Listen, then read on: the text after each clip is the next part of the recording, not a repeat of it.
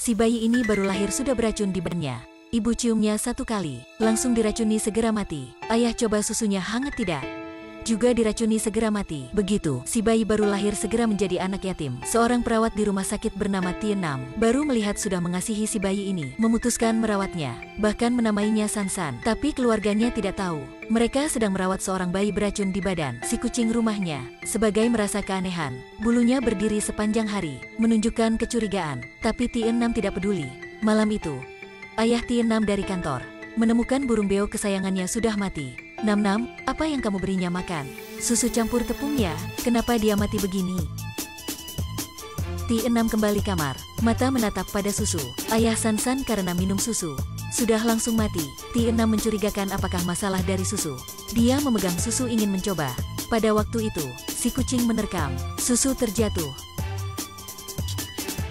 Si kucing langsung mati. Si kucing menggunakan nyawanya. Hal ini mengejutkan Tienam. Mendadak di luar ada petir. Sansan menangis bombay. Tienam segera menenangkannya, tapi tidak terduga, badan Sansan membesar. Tidak sebagai bayi lagi, dari bayi baru lahir, tiba-tiba menjadi si anak 5 tahun. Tienam diancam sampai pingsan. Sansan menatap pada kakeknya, dan melebarkan tangan kecil. Kakek pelukku. Begitu, Sansan dibawa ke rumah sakit untuk diteliti. Melewati periksa mereka tahu, dalam air mulut Sansan ada racun. Hanya perlu menyentuh akan mati. Lagi pula Sansan adalah orang raksasa. Hanya perlu malam ada petir, badan Sansan akan memperbesar. Tidak sama orang biasa. Lewat selidik, Tienam tahu. Ternyata orang tua Sansan bekerja di pabrik kimia. Karena dalam badan mereka, ada kandungan racun sangat tinggi. Akhirnya membuat racun mutasi di perut, menurunkan anaknya, membuat si bayi baru lahir sudah berbisa dalam badan.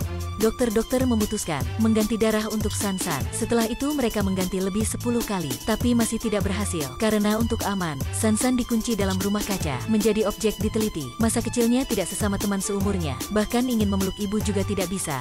Pada semalam di luar ada petir. Dia masuk dalam lemari, tapi ukuran badannya sudah berubah.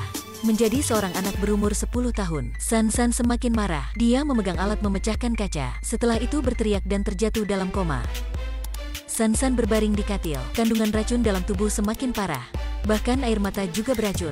Air matanya mengapi bantal. Waktu berlalu cepat. Sudah siap ke tahun baru. Tienam mengantar Sansan ke rumah makan malam sebelum tahun baru. Tapi karena untuk hindari racun, jadi mereka membagi menjadi 2 meja. Sansan melihat mereka makan senang di sana. Dalam hatinya sedikit sedih. Malam itu terus ada petir. Badan Sansan memperbesar. Dia menjadi seorang pria kuat. Ibu.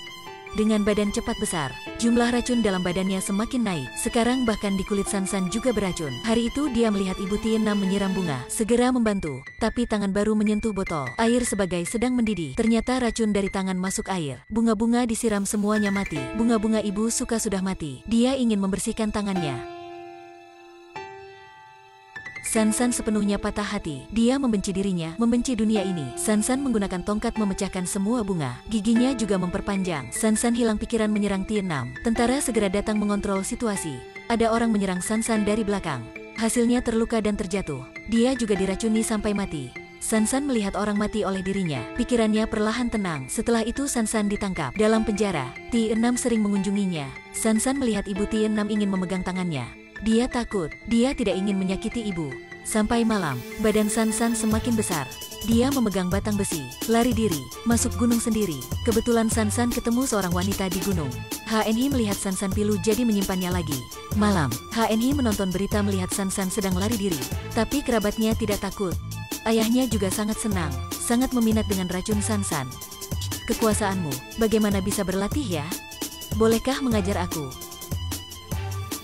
Hari itu HNI membuat lingkaran bunga untuk Sansan, tapi baru menaruh di kepalanya. Bunga-bunga segera layu. HNI berkata, di sini sungai banyak, bisa membersihkan racun di sana. Sansan mencoba ke sungai, tapi baru turun. Air dalam danau sudah ubah warna. Ikan mati menghanyut ke tepi. Cuaca berubah tiba-tiba ada petir. Sansan menjadi gila lagi. Mukanya menjadi menakutkan. Gigi taring memperpanjang. Sebagai monster hilang pikiran, Sansan marah berteriak. Melihat bentuknya sekarang, HNI merasa dia sangat pilu. Dia dengan diam dekatinya. Dengan diam mencium di pipi.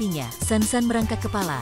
Di muka sangat terkejut. Dia berpikir racun dalam tubuhnya sudah habis. Tapi segera, HNI sudah mati dalam pelukannya. Tidak pernah kembali lagi. Sansan melihat si gadis dia cinta sudah berpulang. Mungkin kehidupan tidak bermakna lagi. Dia membawa HNI dalam waktu lama. Rumput diinjak, sudah dibakar. Tentara mencari Sansan di mana-mana. Akhirnya Sansan ke puncak gunung. Dalam keputusasaan langit ada petir. Kembali dengan langit tanah. Petir mengantarnya ke dunia. Petir juga mengantarnya pergi. Inilah kehidupan pendek dan aneh Sansan. Film hari ini sampai sini. Terima kasih semuanya sudah mengikuti Page. Sampai jumpa kalian pada film selanjutnya.